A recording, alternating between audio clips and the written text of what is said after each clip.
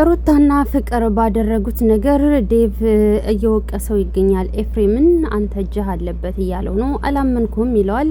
ኤፍሬምም እጅ የለበትም፣ ነገር ግን ደግሞ አብርሽ የሰራው ስራ ልክ ስላልሆነ ፍቅር ባትመጣም ሌላ ሴት ጋር መሄዱ ስላልቀረ እሱስ የሚሰራው ስራ ጀብድ ነው ወይ ደግ አደረጉት እያለ ይገኛል ማለት ነው። ብዙም ሩታን እየወቀሰች ትገኛለች።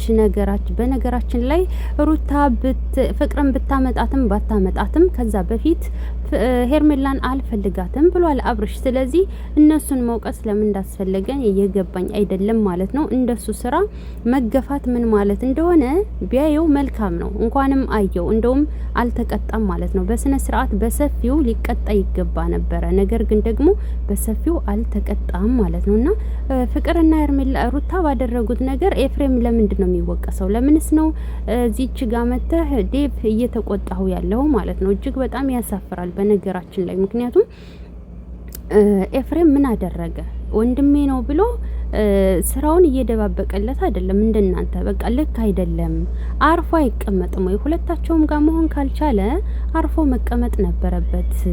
የሚያደርገው ነገር ልክ አይደለም እያለን ያለው። አዎ አሁንም ቢሆን ፍቅር ጋር ከተለያየ ቆይቷል። እንደገና እሷ ጋር መጥቶ ሌሎችን ማስቀናት ምን የሚሉት ነው? ሴቶች መቀለጃ ናቸው። እጅግ በጣም ይደብራል ማለት ነው። ገባችሁ? እና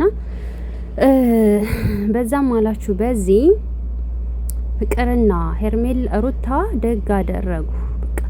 እነሱ ሁለታቸው መምጣታቸው ከሄርሜላ ጋር አያደርገውም። ልጁ ከዛም ከዚህም ማለት ልማዱ ነው። ገባችሁ? እና ኤፍሬምን መውቀስ የለብህም። ዴብም አርፈ ተቀመጥ። ብዙም ደግሞ ወንድምሽን አስተካክዩ፣ ስርዓትሽን ያዥ ማለት ነው። ገባሽ?